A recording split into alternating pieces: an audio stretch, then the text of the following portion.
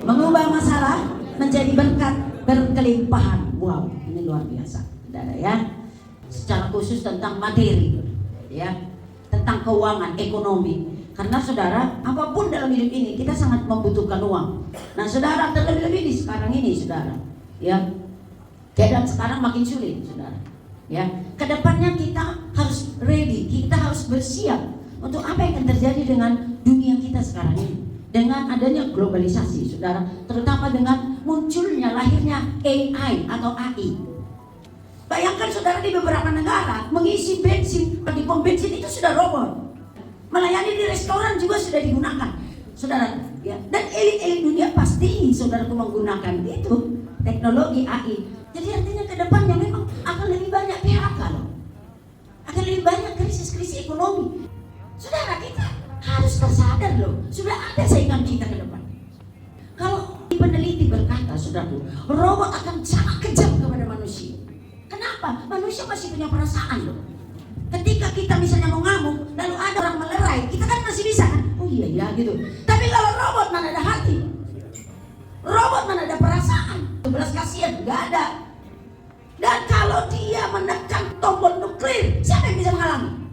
Tapi saudaraku, bagaimanapun keadaan pada zaman Elia, walaupun negeri kelaparan, Elia yang adalah utusan Tuhan seperti saudara dan saya tetap dipelihara Tuhan. Berikan kemuliaan bagi Tuhan. Haleluya.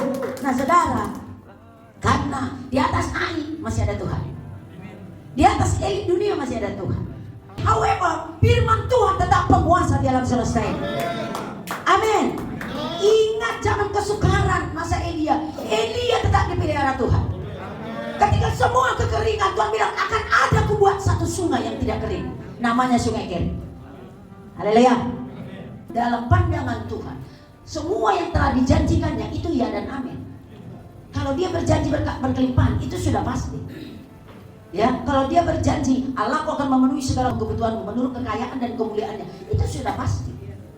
Persoalannya bukan di Tuhan, tapi di kita. Ya, yang harus kita perlengkapi kita.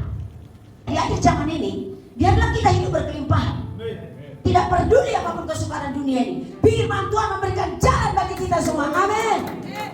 Percayai firman Tuhan itu, saudaraku, mengalahkan semuanya yang ketidakmungkinan. Oke, yang pertama, kita harus menjadi pribadi yang layak untuk diberkati. Ya, coba kita baca Yesus 1 ayat 3, silakan. Terpujilah Allah dan Bapa Tuhan kita, Yesus Kristus, yang dalam Kristus telah mengaruniakan kepada kita segala berkat rohani di dalam sorga. Yes, segala berkat itu sifatnya masih rohani. Makanya tadi saya katakan kita harus satu rel, menjadi orang rohani. Amin saudara. Kita harus menjadi orang rohani. Kenneth Hagin berkata, untuk mengenali seseorang dia rohani atau tidak, jangan kenali dia di gereja. Di gereja pasti rohani. Ini Tuhan bilang loh sama Kenneth Hagin. Jangan cari ketika di dalam satu ibadah, dia pasti rohani. Kalau Robert Landon berkata, penggarong, pencuri, perampok pun kalau ketika ada urapan dan hadirat Tuhan bisa rohani. Ya. Lalu Tuhan berkata kepada Kenneth Hagin, kalau kau mau tahu dia rohani atau tidak, lihat waktu-waktunya, prioritas fokus waktunya lebih banyak mana. Dari Senin sampai Sabtu. Apakah dia memberikan quality time yang termanis untuk Tuhan? Kemana prioritas orientasi hidupnya dan waktunya? Ya, ini betul. Ini betul. Catherine Kuhlman berkata, banyak orang terpesona ketika melihat saya melayani, urapan yang Tuhan melanda. Catherine Kuhlman berkata, sebenarnya yang harus saudara tanya, berapa juta kali saya mati terhadap kehidupan saya, terhadap diri saya, kesenangan saya, hobi saya, kenikmatan hidup saya, dan berapa banyak waktu saya sangkal untuk duduk di kaki Tuhan. Saya saudara tidak menyampaikan teologi. Saya rindu sekali supaya kita keberkatan semua. Amin. Tapi Dick Eastman berkata, jalannya tidak mudah. Karena kita dipenuhi oleh Roh Kudus. Kita adalah orang-orang yang bisa melakukan ini.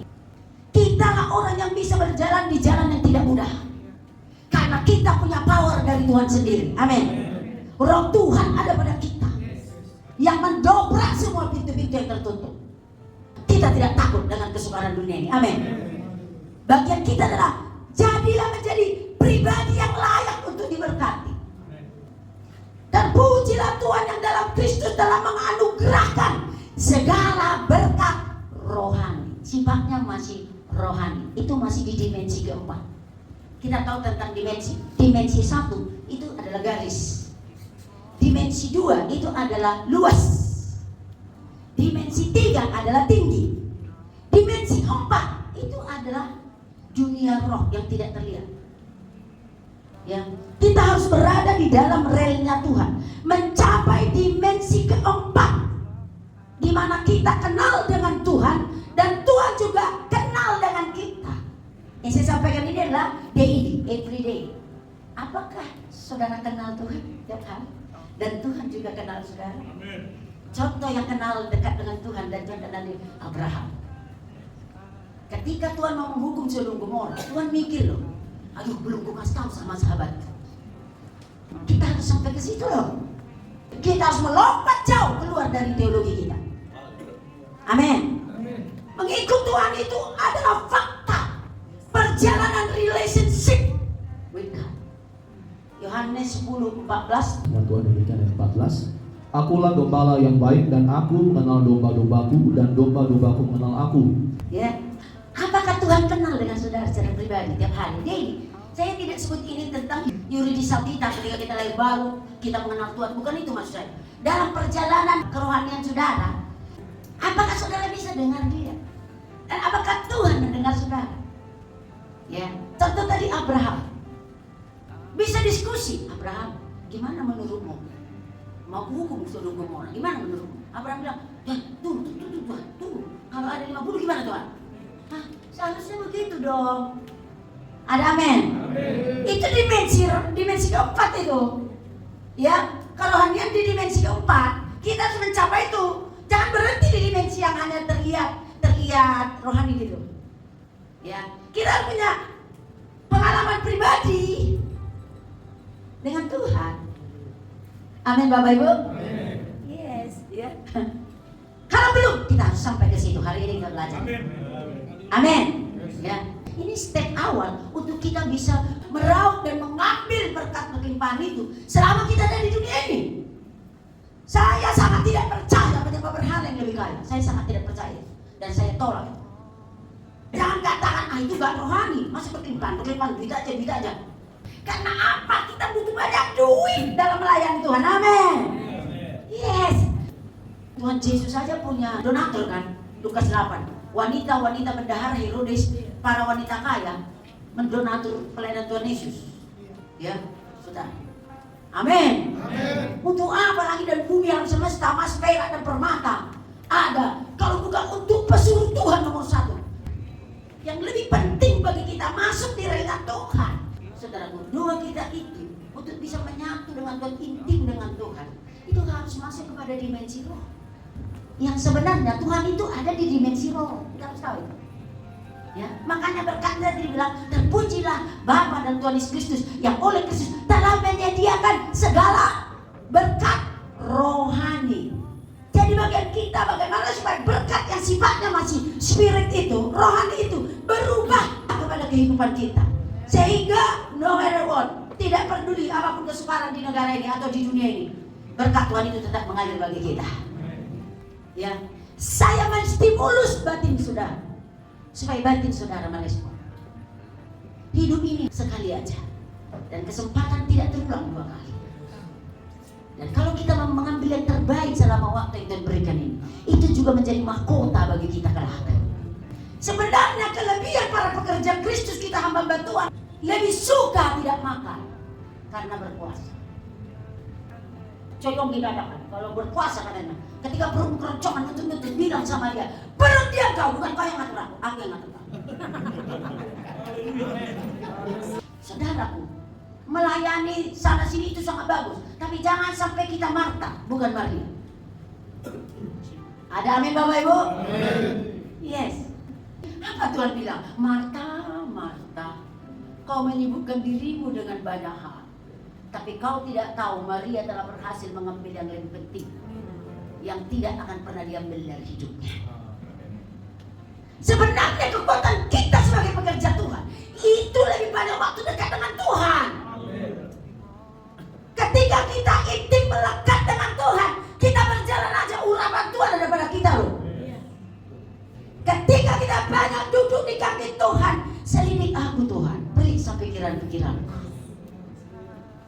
koreksi aku Tuhan. Lalukan kalau ada kesombongan di hatiku. Berendam dengan firman yang hidup, supaya firman itu menonjolmu 12 pas dan memaksa kehendak. Itu cara untuk kita satu rel dengan Tuhan. Tuhan bilang hanya berkat Tuhan yang menjadikan kita kaya. Amin. Berkat Tuhan itu perkenanan Tuhan. Yang kedua, pelepasan dari kutuk. Ya, sumber-sumber kutuk itu biasa kutuk turunan, kutuk okultisme, dan kutuk pribadi. Ya, sebenarnya saudaraku, firman Tuhan berkata Galatia 3 ayat 14, Kristus telah menjadi kutuk supaya kita menerima berkat Abraham dan lepas dari kutuk. Artinya, secara juridisnya Tuhan telah melakukan bagiannya. Tapi kembali ke kita, ada bagian kita. Tapi ini tepatnya kami alami tahun 1996 di Pontianak. Karena pada waktu itu manusia-manusia itu kayak lebih keras dari besi. Apapun kita bilang, apapun kita lakukan, berdoa kita kayak semua mentok semuanya. Lalu setelah puasa, saudaraku, Tuhan singkapkan pelajaran ini tentang pelepasan dari kutuk dari Derek Prince. Pertama yang kami ingat itu Derek Prince itu kan sudah hamba Tuhan ya, pengajar internasional, paling karunia guru yang paling hebat dan melakukan banyak terobosan di dunia ini. Tapi dia pergi ke Cina kan, nah, dia dikasih souvenir, oleh-oleh dan dibawa pulang ke negaranya. Oleh-oleh itu adalah bentuk ular naga gitu. Dibawa, dia kan tidak ngerti tuh. Lalu dikatakan sejak sampai di rumahnya itu tiba-tiba mengalami keanjlokan. Pelayanannya anjlok, persekutu terhalang, ekonomi anjlok, semua bidang anjlok. Lalu mereka berpuasa. Lalu Tuhan bilang, di situ ada sumber kutuk. Dia bilang, mana Tuhan? Itu kau gantungkan di dinding. Lalu setelah itu dia lihat, loh ini kan cendera mata, souvenir. Kau baca firman Tuhan. Siapa naga itu? Dan yang mereka sembah itu. Ya, setiap yang namanya di luar firman, dosa itu mengandung kutuk. Akhirnya saudara, setelah itu dia ambil itu, dia hancurkan itu, saudara. Dan setelah itu mereka mengalami terobosan, dipulihkan kembali. Amin. Itu menjadi pembelajaran buat kami. Akhirnya kami selidik lah, gimana sih backgroundnya Chinese di Pontianak, bagaimana sih pemetaan latar belakang suku Dayak. Kami buatlah pemetaan. Oh ini, ya. Lalu kami pimpin seperti Derek Prince. Bereskan. Kalau Derek Prince menjelaskan pelepasan itu seperti ini. Contoh seperti ini. 1945 secara juridis Indonesia sudah merdeka 17 Agustus. Tapi setelah itu masih ada nggak banyak yang dibereskan? Bahkan hingga hari ini pun masih banyak yang belum beres. Itulah yang diumpamakan oleh Derek Prince tentang pelepasan. Secara juridis semua sudah beres. Secara hukumnya firman. Tapi fakta di lapangan masih terus-menerus harus terjadi pemberesan sampai benar-benar beres. Itulah tentang pelepasan yang diajarkan oleh Derek Prince. Itu sudah kami lakukan itu, mulailah terjadi terobosan. Pada waktu itu setelah kami lakukan itu tentang pelepasan, saudara. Pelayanan pelepasan tahun 96 akhir. Pelayanan pelepasan seperti itu, saudara. Makin Tuhan singkapkan, dibantu dengan penyingkapan dari Tuhan. Bagian Tuhan sudah beres. Tapi ketika kita mengikatkan diri tentang sesuatu dosa yang belum kita sungguh-sungguh sesali atau song-songi, setan gak mau gampang-gampang melepaskan haknya. Kau yang mau. Ya. Harus ada penuntasan pengakuan. Mulailah terjadi terobosan. Berkat itu nyata ketika kutuk yang nyata itu dibereskan. Salah satu kutuk tentang keuangan, Ulangan 28 ayat 38-39. Firman Tuhan demikian. Banyak benih yang akan kau bawa ke ladang, tapi sedikit hasil yang kau kumpulkan, sebab belalang akan menghabiskannya. 9. Kebun-kebun anggur akan kau buat dan kau usahakan, tapi kau tidak akan meminum atau menyimpan anggur, sebab ulat akan memakannya. Kalau sudah baca pasal itu tentang kutuk. Kau bekerja, kau berbuat, tapi datang belalang pelahap. Ada rintangan yang mengalami. Itu juga sudah perlu kita bereskan. Kutuk turunan. Orang tua yang suka menyumpai. Mungkinkah di antara saudara ada yang selalu diklaim bos lidah?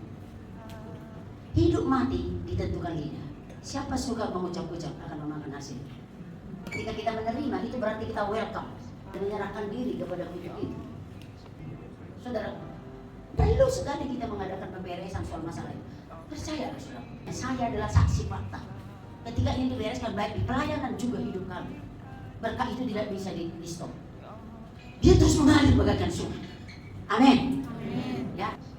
Kutu okultisme secara general saudara sudah mengaku, tapi terkadang setan itu harus dituntas ke akar-akarnya supaya dia keluar dari haknya dalam hidup kita. Kadang-kadang ekonomi kita juga sakit karena ada kutu di dalamnya. Mungkin sumpah serapah dari opung kita. Keturunanku tak ada yang jadi. Kalau cantik dibilang jelek, kalau jelek katanya baru bilang cantik. Nah saudaraku, hidup mati itu ditentukan lidah. Lihat saja saudaraku bagaimana Yakub, Esau itu kan ketika telah dilepaskan oleh Ishak berkat itu, kan datang juga Esau. Apa katanya? Enggak ada lagi. Sudah kuucapkan berkat itu. Ya, enggak ada lagi kan berkat lain pun, Bapak katanya. Berkat kawin aja aku jadi kawin. Dia bilang sudah habis berkat itu. Sudah kulepaskan ucapan berkat untuk adikku. Kemudian apa yang diucapkan pada Esau? Dan itu jadi. Berapa banyak mungkin hidup kita mengandung kutu tanpa kita sadari. Dari orang tua kita, dari opung kita, dari siapa yang punya, bahkan dari atasan yang punya otoritas lah, yang disebut punya otoritas. Mungkin guru, mungkin apa yang menyumpahi kita, yang mengucapkan segala macam kepada kita. Secara general kita sudah mengaku, makanya sudah lahir baru. Tapi iblis itu harus dituntaskan point to point, haknya. Itu harus dikeluarkan satu demi satu. Ini kami lakukan di Pontianak. Kami datang mengadakan doa penyesalan, ya, merendahkan diri di hadapan Tuhan, mengakui kaki terkoyak. Kemudian kami mohon darah Yesus dan mohon pelepasan dari Tuhan. Itu menjadi salah satu jalan Tuhan memulihkan berkat materi umat Tuhan di sana. Terobosan pelayanan, terobosan keuangan. Kalau ada dalam hidup saudara yang belum lepas dan bebas, belum layak untuk menerima berkat, tolong saudara bereskan. Amin. Mungkin itu dari sumpah serapah orang yang pernah bermasalah dengan saudara. Kutu-kutu dari orang yang berotoritas atas hidup saudara. Orang tua keturunan opung yang sudah meletakkan kutuk dalam hidup saudara. Itu secara tuntas kayak tadi. 17 Agustus sudah merdeka, tapi harus ada pemberesan yang tersendiri. Kalau saudara mau baca jenis kutu itu supaya saudara tahu apakah itu ada dalam hidup saya, baca saya Ulangan 28 setelah berkat. Di situ ada banyak penjelasan kutu itu jenisnya apa. Ya, mandul, tambah miskin, tambah miskin, sakit yang bertahun-tahun. Kalau Derek Prince bilang kalau pilek itu normal. Tapi kalau terus menerus bertahun tak sembuh-sembuh, selalu sakit aja, sakit. Kayak sakit itu langganan. Setelah sakit ini baru sakit lagi, gak pernah mengalami hidup yang sehat. Coba koreksi, adakah sumber kutu dalam diri saudara? Ya, apalagi namanya kemiskinan. Tadi udah dibaca. Kau berusaha tapi hilang. Ya. Kau sudah bekerja tapi enggak ada datang pelan-pelan. Terus kutu itu kan ciri-cirinya kita mau mencapai tidak bisa gitu. Kita udah tahu, kita melakukan, tapi kok nggak bisa kayak kita di apa kembali, dijotos kembali gitu. Ya, coba saudara adakan penyelidikan, dibawa kepada Tuhan, poin to poin cara pribadi, dan kemudian darah Yesus yang sanggup membebaskan kutu, membersihkan hidup kita dari kutu. Ya, kemudian mohonlah berkah Abraham. Itu yang kedua. Jadi yang pertama tadi kita harus berada pada darah Tuhan. Yang kedua lepas dari kutuk. Yang ketiga kita harus bebas dari pesimisme. Orang pesimis ini, saudaraku, nggak bisa menerima berkat Tuhan. Karena pesimis adalah kebalikan dari iman. Contohnya 10 pengintai kan pesimis kan? Sangat pesimis. Sama-sama menggandar anggur, sama-sama mengalami keajaiban tanah Kanaan. Tapi mereka pesimis, ya kan? Cuma Kaleb dan Joshua optimis. Bisa. Yang menyertai mereka sudah kalah. Tuhan yang menyertai kita akan membuat kita bisa mengalahkan mereka. Optimis. Berapa orang di antara kita ini, sejujurnya, dia selalu mengidap bibit pesimis. Pesimis adalah kebalikan dari iman. Pesimis selalu muncul dari ucapannya kalah. Ucapannya minus. Ucapannya selalu seolah-olah rendah hati, padahal sebenarnya bukan rendah hati. Sombong yang dibungkus dengan bahasa apa? Ya. Karena tidak percaya firman itu kan sombong, Pak. Ya kan? Seolah-olah kelihatan apa rendah hati, padahal tidak percaya Tuhan. Nggak bisa seperti itu. Atau mungkin nggak diucapkan, tapi dari pribadinya sudah nampak. Pribadinya adalah pesimisme. Saudara, Bapak Ibu, hamba-hamba Tuhan, mari kita mulai hari ini harus optimis. Amin. Untuk pelayanan optimis, untuk keluarga optimis, untuk keuangan optimis, untuk masa depan optimis. Optimis, jangan pesimis. Amin. Iman lebih dari optimis malah. Optimis aja Tuhan udah senang, apalagi beriman. Hidup penuh dengan iman. Ya, kita tahu semuanya Smith Wigglesworth adalah orang yang tidak begitu pandai ngomong, tahu ya, yang membagikan puluhan orang mati. Percaya Tuhan sebagai jenderal Allah menerobos dunia. Dia bukan orang hebat, malah dia bersarang kata. Misalnya, salam saudara-saudara dikasih Tuhan, dia bisa bilang, saudara Tuhan dikasihi salam. Memang dia kan terkenal dengan bersalahan. Lalu orang tanya dia, kenapa salah-salah Bapak khotbah? Dia bilang, kau ngerti nggak? Kau mengerti iya nggak? Iya sih, dia sudah cukup. Ya. Karena memang dia bukan orang pintar, membaca aja istrinya yang ngajari dia, dia bisa membaca. Tapi dia sangat optimis, sangat beriman.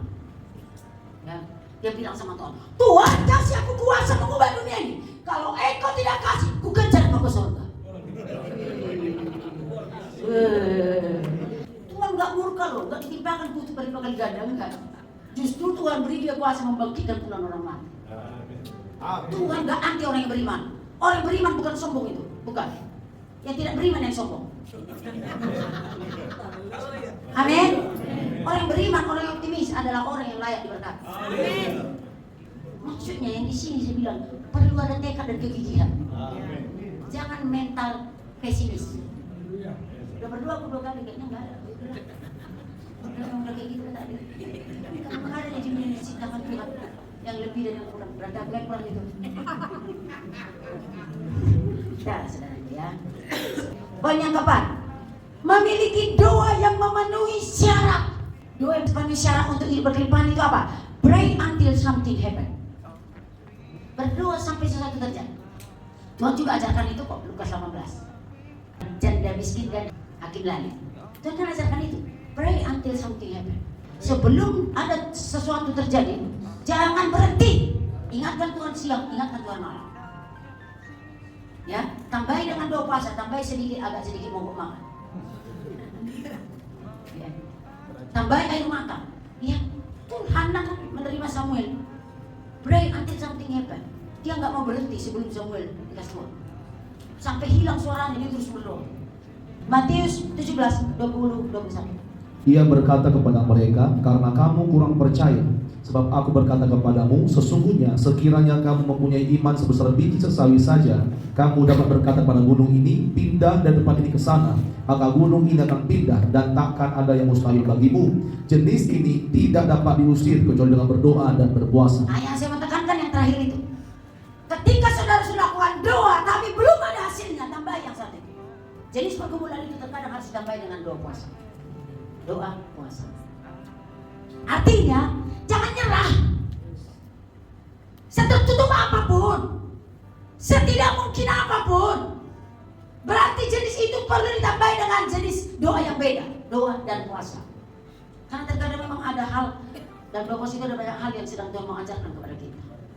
Terkadang Tuhan menyuruh kita untuk menambah ketekunan. Amin. Tuhan gak mau kita mental rohaninya mental kaleng-kaleng. Tuhan melatih kita menjadi seorang pahlawan. Amin. Pahlawan pemenang itu bertinju aja kerjanya baru bisa menang. Ekspansi. Kita maju memang ada rintangan-rintangan. Beda dengan segala cara, air mata, tangisan, sampai kau jawab Tuhan. Contoh salah satu, Chow Yonggi. Chow Yonggi adalah seorang hamba Tuhan, saudaraku, yang dulunya negaranya kena perang Korea Utara, Korea Selatan, sehingga negaranya negara yang sangat miskin, sangat sekarat. Gereja yang dibukanya pun mula-mula cuma di tenda, dengan jiwa 10 orang maksimal, dan mereka selalu kena serang malaria.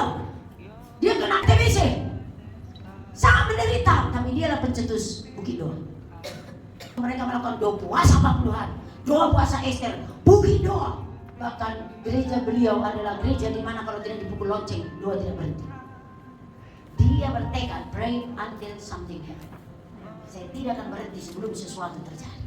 Sebelum terobosan terjadi, saya tidak akan amin. sehingga menjadi pemimpin gereja terbesar di dunia dengan jemaat 1 juta orang. Dan saya mau beritahu dengan ringkas saja, doa yang paling tinggi adalah doa penyembahan. Amin. Amin. Tidak ada doa yang lebih hebat dari doa penyembahan. Saudara tahu tembok Jeriko runtuh ketika ada sorak-sorai buat Tuhan. Doa penyembahan. Ini perlu kita baca Mazmur 147 12 sampai 14 dengan cepat. Megahkanlah Tuhan hai Yerusalem, pujilah Allahmu hai Sion, ayat 13. Sebab ia meneguhkan palang pintu gerbangmu dan memberkati anak-anakmu di antaramu. 14. Ia memberikan kesejahteraan pada daerahmu dan mengenyangkan engkau dengan gandum yang terbaik. Luar biasa. Ini berkat berkelimpahan. Anakmu diberkati, hidupmu, ekonomimu, palang pintu gerbangmu dikunci Tuhan, lindungi Tuhan.